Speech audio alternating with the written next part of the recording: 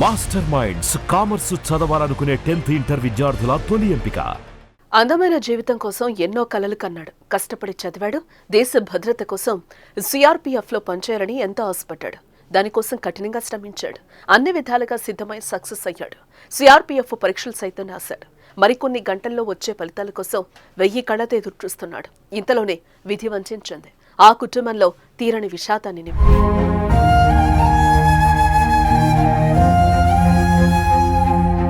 ఖమ్మం జిల్లా రఘునాథపాలెం మండలం వి వెంకటాయపాలెం గ్రామానికి చెందిన బానోతు మణిచంద్ర నాయక్ తన అందమైన జీవితం కోసం చిన్నతనం నుంచే కష్టపడ్డాడు. బాల్యం నుంచి తనకు జవాన్ కావాలనే కోరిక బలంగా ఉండేది. అందుకే దానికి తగినట్లుగానే పెరిగి పెద్దయిన తర్వాత సిఆర్పీఎఫ్ లో ఉద్యోగం సాధించాలని ఎంతో కష్టపడి ప్రిపేర్ అయ్యాడు. ఈవెంట్స్ లో సెలెక్ట్ అయ్యాడు. ఆ తర్వాత పరీక్షలకు బాగా ప్రిపేర్ అయ్యి రాశాడు. తనకెలాగైనా ఉద్యోగం వస్తుందని అందరితో తన ఆనందాన్ని పంచుకున్నాడు. ఇక రిజల్ట్ కోసం ఎదురు చూస్తూ ఉన్నాడు. ఇలా కొన్ని రోజులు గడిచిపోయాయి. ఇక తాను అనుకున్న సమయం దగ్గర పడింది. పరీక్ష రిజల్ట్ మరికొన్ని గంటల్లో రిలీజ్ చేయబోతున్నారు. కానీ తానొకటి తలిస్తే దైవం ఒకటి తలిచినట్టు మణిచంద్ర కలగానే చెదిరిపోయింది.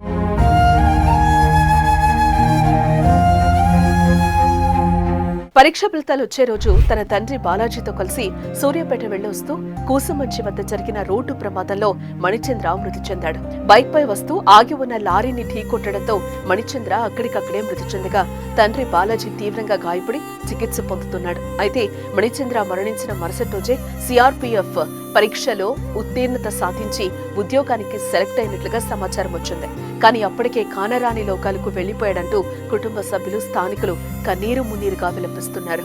తన జీవిత కళ తీరే నాటికి మణిచంద్ర కనిపించకుండా పోయాడంటూ కుటుంబ సభ్యులు శోకసంద్రంలో మునిగిపోయారు. ఈ ఘటన స్థానికంగా విషాదాన్ని నింపింది. అయ్యో దేవుడా, ఎంత పని చేశావు అంటూ స్థానికులు సైతం కన్నీరు పెట్టుకున్నారు.